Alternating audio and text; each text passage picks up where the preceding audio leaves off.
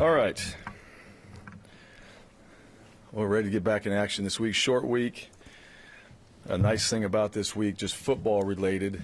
There's no class, so the players have more time to spend over here. Football-wise, they're still working on their academics, getting caught up, and then also getting themselves in the training room, trying to get as many guys as healthy as possible. I have no updated injury report for you guys, but these guys coming off last week, physical game, tough game on the road, back on the road, short week. Thanksgiving this week, so we'll spend time with that the night before. We'll do it on Wednesday night. We normally do it on Thursday, but with travel day, we'll do it the day before. And we'll have the families here and the players and all that. We'll be together, which is always a good time for us. And then these guys just getting locked into Colorado State and trying to finish out this season the way we want to. And we talked about this in January. You go back, the goal has always been to try to win every single game you play in, and this is no different. You know, there's no guarantees of the championship game. There's no guarantees of a bowl game. There's guarantees of the season that you have ahead of you, and that's always been the focus. So expect nothing different from our team other than what we have to do this week against Colorado State and how we're going to go out there and play against a very tough opponent. We played them before. We play them every single year. We played them on the road. There might be conditions in the game that we have to deal with. That'll be fine. We've been in those conditions before. Should not be a factor as far as us mentally. Physically, it obviously will be, and we'll deal with that. But from a mindset standpoint, those things we have to prepare ourselves for. And we've been in a little bit of weather, cold, all those things. That's just a matter of mentality. And I think our guys understand that. So it's all about the prep. You know, got guys in here watching film, guys getting ready, prepared, go out there and have a great Tuesday practice, Wednesday practice, Thursday practice, flip that thing around to a Friday for us, and then get ready to go play on Friday, which is our Saturday. And then we go from there. But we're hoping for our best performance. We're hoping for things that we've seen and learned from these last few games, that we're better at it, and we continue the trend of doing all the things we talk about every game, trying to be physical, trying to win the turnover battle, trying to play great special teams, trying to win in a lot of those areas that we've talked about in the past, and no different this week. So with that, questions? What stood out to you now in hindsight when you look at that game, what your O-line did? Because I know you kind of challenged them a little bit, and they really did rise up to it. It was by far probably their best game. What did you see from them, and what did that mean to you to see them kind of put it together and when you needed it most? Yeah, no, I thought they played well. We've challenged them all season long. We challenged them in the Florida State game and every single game. But I did think they played probably the best game they've had this entire season. And they were one blocking their guys coming off the ball. We were getting and reestablishing the line of scrimmage. So we were getting movement. And I thought the tailbacks ran hard. The tight ends were a part of that in the run game. So, you know, I thought the guys, just from a practice standpoint, they practiced that way. We try to practice that way every single week, but it came together in that game. There was a lot of determination by those guys up front to run the ball. We started off running the ball well. I think we had a few plays in there in early downs in the drives where we ran the ball effectively and got, you know, good positive yards. And all those tailbacks, Van Buren, Halani, Mahone, all those guys did things in the game, running the ball very well. And overall, just proud of our O-line. Those guys have been working extremely hard. They get very little credit for the things they do well. They get a lot of blame for when things don't go well. You know, you get a sack 3-4 times in a game, and there's 78 plays, and that's all that ever gets brought up about them. But they're run blocking, they're protecting. We did some good things in protection too, which gave Jalen some time to throw the ball. And we know we're going to be challenged with protection. We know we're going to be challenged in the run game, and we have perimeter players that can make plays out there when that happens. We can win some of those one-on-one battles. Our quarterback can make those type of throws. So that's just the chess match you play back and forth, is can we run it, can we throw it? You know, we got to be able to do both, but the O-line really is the key to our success in those two areas, and those guys did a great job. And I really thought the focus, and Coach Bedell and just everybody with the O-line in that room, I thought the focus this last week in particular was very good, and they were ready to play, which is the main thing. So it showed up, no different this week. A challenge is going to be equally as tough as what we just faced. As far as their front seven, they're very good, and we're going to have to find ways to run the ball. We're still going to run the ball, and we're going to try to be effective that way. It's going to be difficult, but that's still who we are and what we got to create this week in practice to get that done. You mentioned, obviously, a lot to play for still this week. These are college kids. I mean, they know they're hosting the championship game in 2 weeks, and that's obviously one of your guys' goals. What is the challenge this week of not looking past a team like this when there's obviously big goals still ahead? Well, number one, every week it's 1-0. All right, I know that's cliche, but this particular week, this team, the 2019 Broncos, have a chance to do something that no other Boise State team has ever done. They can go undefeated in conference play for the first time in Mountain West history for Boise State. So, to me, that challenge in itself, because around here, let's be honest, there's not a lot of things that you get a chance to do for the first time. There's been a lot of success at Boise State over the years. There's been, Jalen didn't run the statue play for the first time, right? And when you get a chance to talk about doing something for the first time, if that doesn't fire you up, as a competitor, then something's wrong with you. So we want to finish this game. Now, this was the game that was guaranteed to us before we ever started the season, but we're not playing the championship game this week. We're playing Colorado State. And we'll get to the championship game. We all know that we're in it. But not one guy in here is, at least I've felt that they're looking towards getting to the championship game. And when you know you can do something here at Boise State for the first time, that ought to fire you up. And I think I felt that today in particular. There's a lot of guys in here. They're getting prepared, and they want to finish this. And I guarantee you that senior class, when you tell somebody you can do something around here for the first time, they perk up.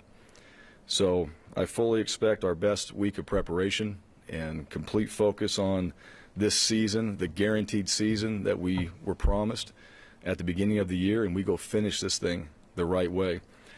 We kind of learned a little bit. I'll go back to the Fresno back-to-back games that we played the one year, and we didn't win that regular season game. You learn things along the way, and guys were a part of that game too, and I know that was very upsetting for a lot of guys on that team. So believe me, Colorado State, go back to 2017, we've watched the film. Our guys have seen that game, not just now, but we've watched it in the past to show what's happened to us before. We were able to come back in that game and win it, but that was about as ugly of a game as it could be early on. And there's not anybody in this room that wants to see that happen again. Now, I'm not saying we're going to go out there and explode, but we certainly can't let that happen to us again. So I think everybody's attention is on what we have to do this week, and it's all about us finishing, and that's really the mindset. So I think that got their attention when they know that they have a chance to do that for the first time, and I think a lot of competitors in this room perked up when they hear that. And like we said before, the thing we know, you can only win one game a week. And if you don't get yourself fully prepared to go play on the road, now again, we got to go back to back. That all sounds good now that we won the Utah State game. And we got back, and it's going to be a short week. We're back on the road. Don't underestimate that. Get yourself ready to play. All right, tape your ankles, and let's roll. It's time to go finish this season out and make sure that we find a way to play our best football. So it's really it's about us. We're playing Colorado State, but we need to have a great week of practice, and we'll line up, and we'll go out there, and I fully expect from a coaching staff and players that we have our best performance planned, and then we see what happens when we go out there and actually play the game. What does Colorado State do offensively that concerns you? They're always very good at scheming up the teams. I think Coach Bobo is one of the best in the country as far as getting matchups. They've got a couple wide receivers that are very good.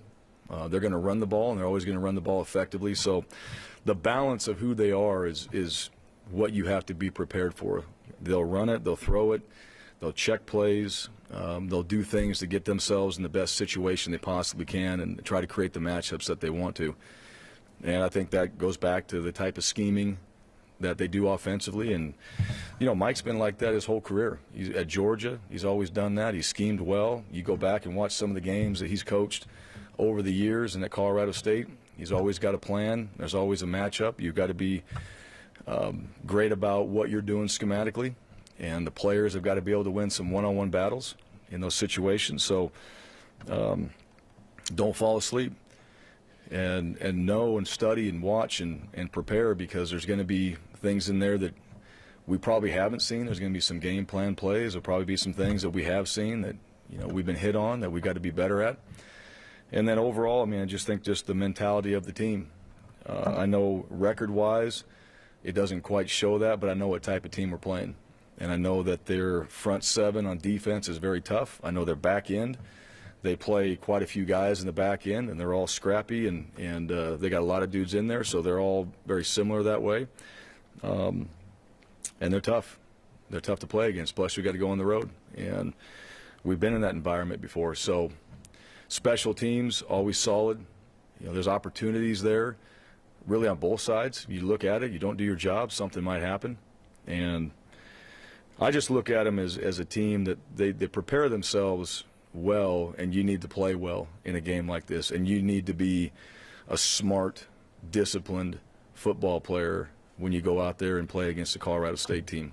So those are the things that I see, and because we got years in history of playing these guys, that happens every single year, and we need to be ready for them. If you look at the last 3 games, kind of maybe the turning point could be credited to the preparation of the defense. Like against Wyoming, the 4th down stop, Riley said they saw the personnel, saw the formation, they knew it was coming. Against New Mexico, the forced fumble off the bat, Louis said you guys practiced that play all week. And then Jalen's pick 6, he said that he was watching Jordan Love and film and noticed something about his 3-step drop, and he was able to jump the route.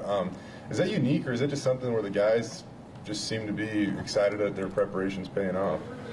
Well, I think a little both. I think when you see the work you put in pay off in a big play, and I think Jalen Henderson's play was the play of the game. I really do. I think if you kind of boil it down, like that one play sparked a lot of things in the game, because there's nothing. Or what did I say? You said Henderson. Yeah, I'm sorry. Jalen Walker. I'm sorry. Jalen Walker. When you take a pick 6 like immediately like that right back in the end zone, especially when the other team's backed up, I mean, that's playing quarterback. That's hard. That's a hard one to overcome because of just how fast it happens, and it's all of a sudden it's 7 points on the board. And so Jalen's play and his preparation. And really all those guys, all those things, yeah, they prepared for it. And then when it happens, maybe it's not just so much of that play happened. It's a big play for us, but it's more about, like, yeah, the work we're putting in. And we talk about it all the time. I mean, you prepare, you put in the time, you put in the work. At some point, it's going to show up. And that's where guys, the consistency of those guys doing that week after week. And think about Jalen Henderson, for example, all right? The time and preparation he's put in and never saw any results whatsoever. And to me, that's the whole point of it. Is it's not always about the results, it's about the process, and he's stuck to the process, and then he gets his chance to play, and that stuff is showing up. So to me, being a smart football player, you wouldn't be here if you weren't talented. I'm not saying that's given, but let's say talent's equated and all that. I mean, what's going to separate you, right? Some preparation, or understanding maybe what your opponent's doing, maybe probably understanding what you do well and what you don't do well. So a little self-awareness and being honest with yourself, like, I'm not very good at this, let me work on it this week, rather than just kind of blowing it off and then thinking, no one's going to notice that, it won't show up, and then all of a sudden your opponent's attacking those type of things.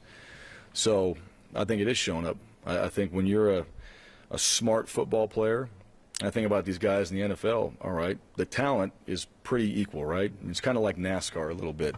All right, who's the driver? If it's all equal and all that, who's the driver? And that's kind of what it comes down to. So what are you doing? How are you preparing? What's separating you a little bit from going out there and playing against an opponent who's equally as good as you? What's going to be the difference? And Jalen jumped that route, and there was no doubt about it. You could see it. There's no hesitation. He snatched that ball. He was in the end zone, and that picture was probably in his head for a while, and that's exactly what happened. When you look at Jalen Henderson getting 2 starts back-to-back, where do you think he was most improved this past week than he was in New Mexico? Well, we took care of the football. We won the turnover battle this last game, and he did a better job of taking care of the ball. So I think we had 2 turnovers the first game. So this one we had none. So we took care of the ball, made good decisions. I thought his ability to run, he did a very good job of that. I thought the way he went through some of the things in his progression or got us out of some bad plays, those showed up. So some of those more veteran moves when you've played for a while, and he hasn't quite had all the reps, but when a guy's been in there a while, you're kind of checking out of things. You're getting us out of a bad protection or a bad run play. He did that a couple times. But overall, just decision-making. And Jalen's a guy, I mean, you see him out there, he's got a really good vibe. It's very contagious. And I think his energy, his passion for playing, and just the guys around him and being excited about the opportunities everybody gets. You know, he'll talk about the running backs doing their job and O-line doing their job, and that's just the type of player and person he is. And I think that stuff is contagious, and I think our guys appreciate that, and they go out there and they're all playing hard, and 11 guys are out there kind of enjoying themselves but executing at a high level. I mean, that's how football should be when you've prepared properly. Are Chase and Hank able to play right now? I mean, it's what the plan is at quarterback. No season-ending injuries. All right, you can try to keep asking.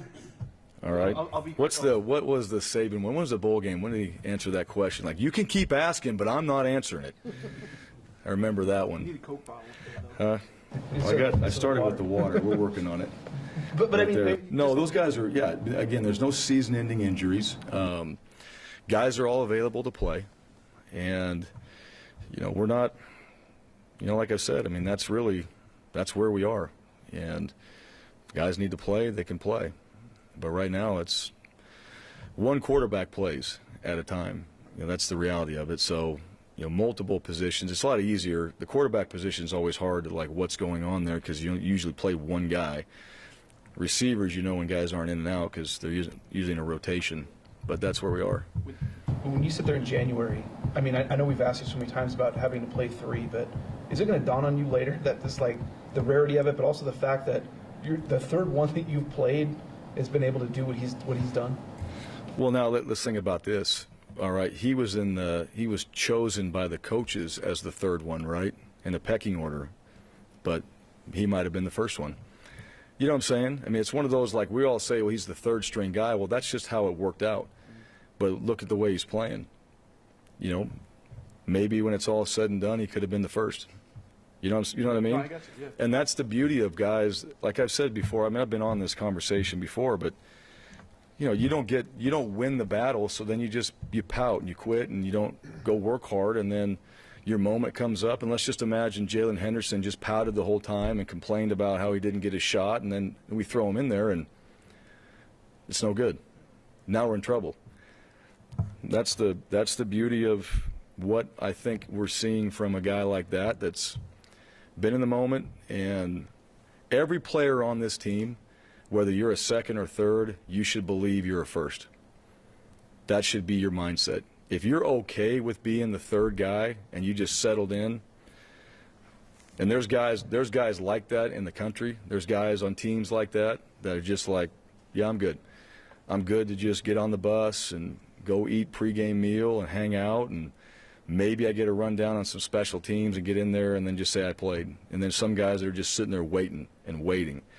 And Jalen's performance against New Mexico, that told me that he's just been sitting there waiting. And when he got the nod, let's roll. And he did exactly that. So it's a little bit unfair because the questions are, your third guy, he's part of our quarterback room. And that's probably a better way to say it. In a room like we have right now with 3 guys that can play Division I football and can win games in a Division I team, I would say we're fortunate that we got 3 guys like that we've recruited 3 guys like that. Coach Hill's done a great job of getting 3 guys like that to stick together that are all highly competitive and capable of playing and winning games to still be part of a team and focused on the team and not themselves. You said all the guys are available to play. What did you mean by that? No season-ending injuries. That's what I mean by that. After the game, we saw kind of the outpouring of support for Evan Tyler. I mean, it was late in the game. Yeah. But obviously the game had been decided by them. But just what that meant for him and I guess the whole team. I mean, not a lot of guys get that psyched up, but the whole sideline was pretty amped for him. Yeah, well, he had quite a long celebration, too. All right, down the sideline.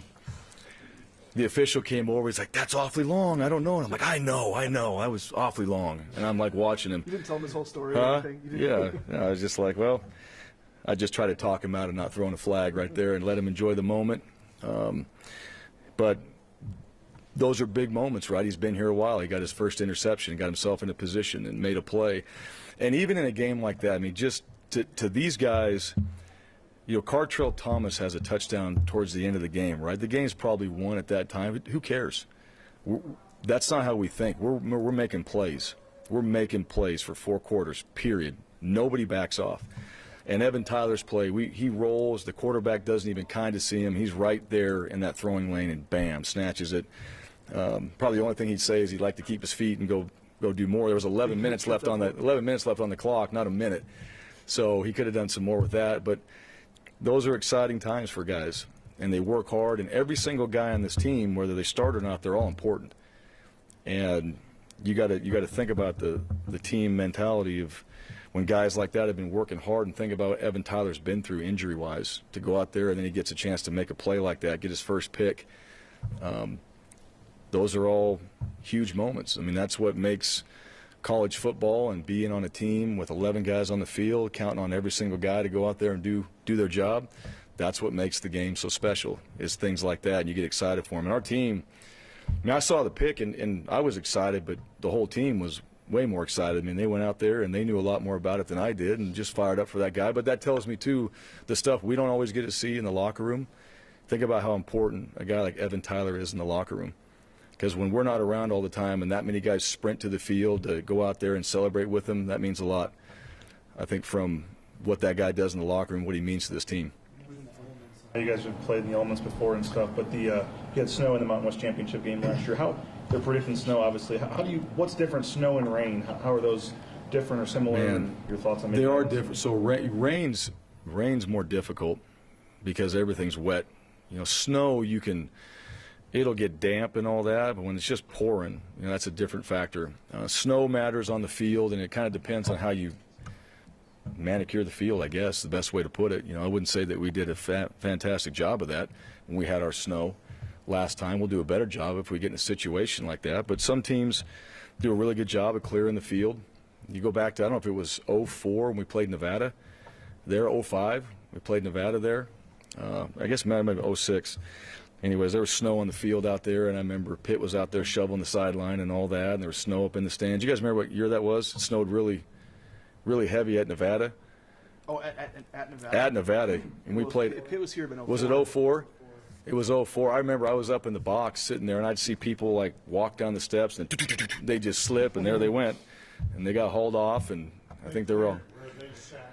Where we No, we had to clear our own area and like borrow some shovels and all those things. But it's part of the game. I think when it's snowing and the field is frozen, that becomes a factor in the game. Obviously, the footing. But if you do a good job clearing the field and take care of it and try to make the surface, it now becomes damp, and you just got to worry about that a little bit.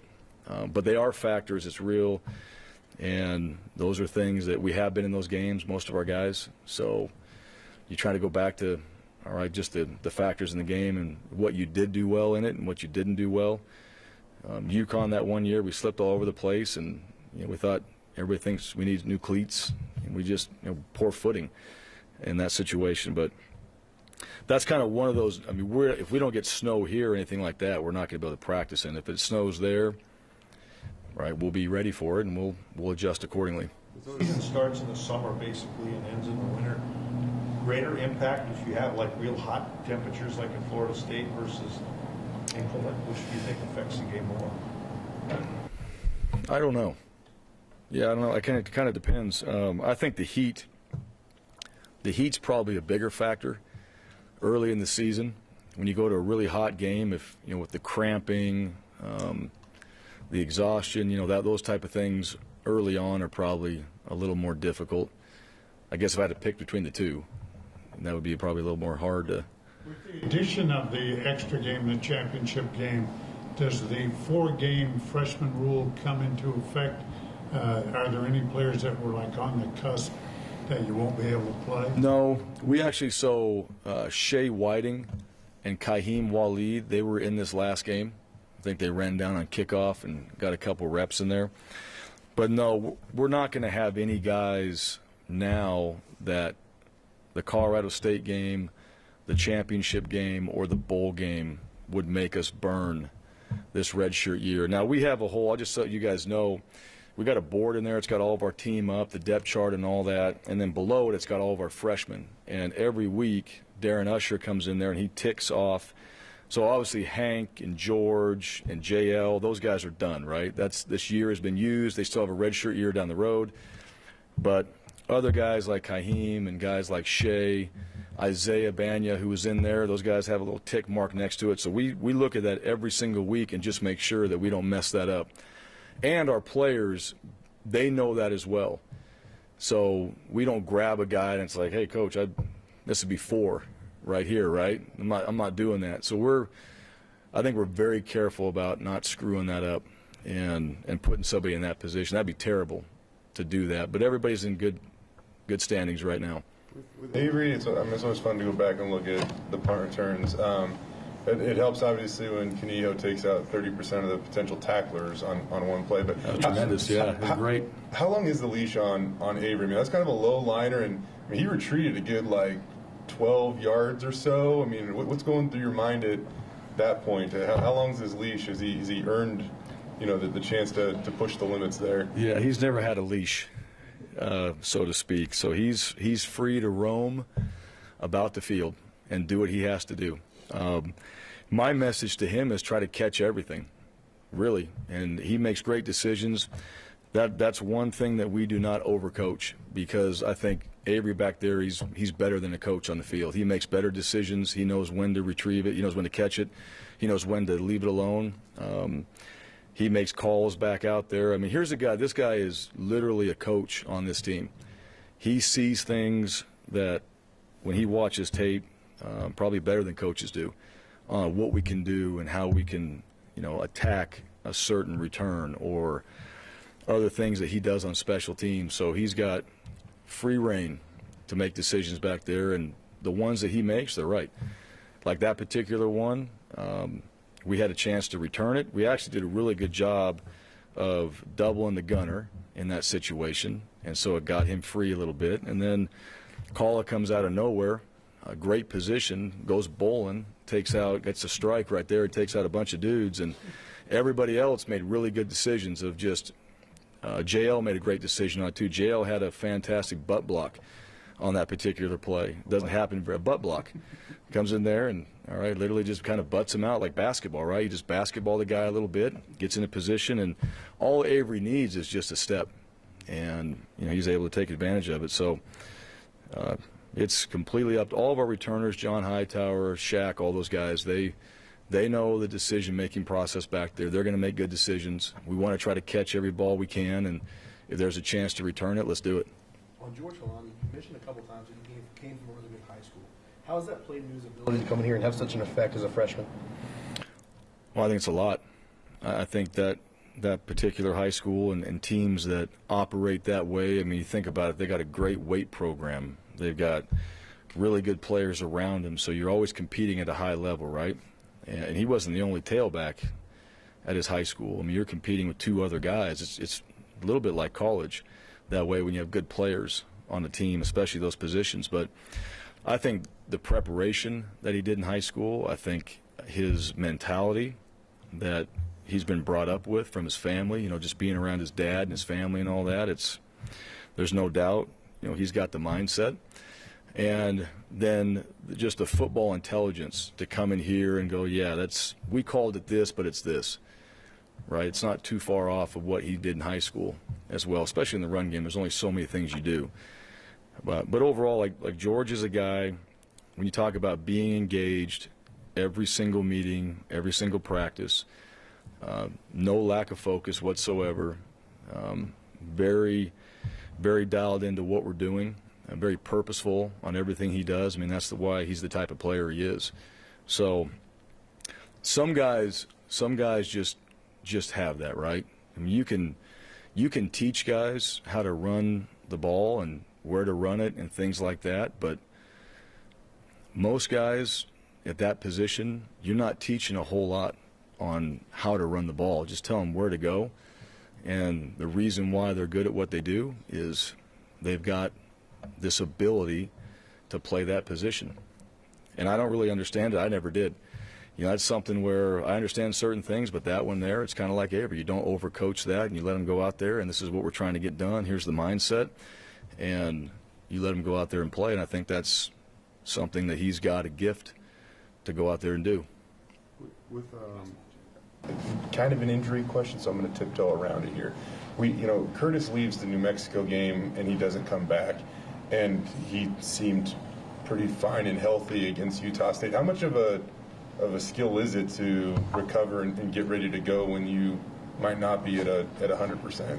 Well, in the course of a game, here's the things that happen. Like in the course of a game, sometimes there's injuries that aren't going to keep you out from the next game, but in that particular game, it's going to keep you out, or there's not enough information to put somebody else or put somebody back in, not knowing what could happen, right? And it's also the game too. You know, that's part of it as well. Sometimes, if you're up by 30 points, what do you do? And you want guys to play. I mean, we've never been a team. We're going to go out there. We're winning. We're going to have our guys out in the second half. They're going to play because these guys prepare to play. They don't prepare to go and get a big lead and go sit on the bench. They want to play. That's why they're here. And then as coaches, we make decisions. All right, this guy's coming out, and you start to pull guys out, all right, the right way, and keep other guys in so it's not a wholesale change, and then work your way through the system that way. But in that particular game, it didn't seem the right decision to have him back in there.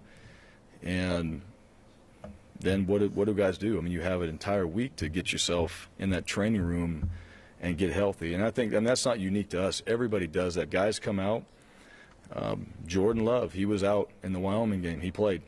I don't know what he did. I don't know what they did, but he was ready to play. So obviously got himself ready to play, and he was ready to go. And a lot of times you're going to play in a game like that as a competitor, you get yourself ready to play. And we needed Curtis in that Utah State game, so that's what happened. It's a hard thing because it's the story behind all of these things is always unique to every particular player and how they go about their process or whatever the injury might be. But it's football, and every week, and not the guys that we're always talking about. It's other guys too that have a little bit of this and a little bit of that nobody notices that's in that training room every single hour they possibly can be, getting themselves ready to play. And they're probably doing more than some of the main guys that everybody talks about and nobody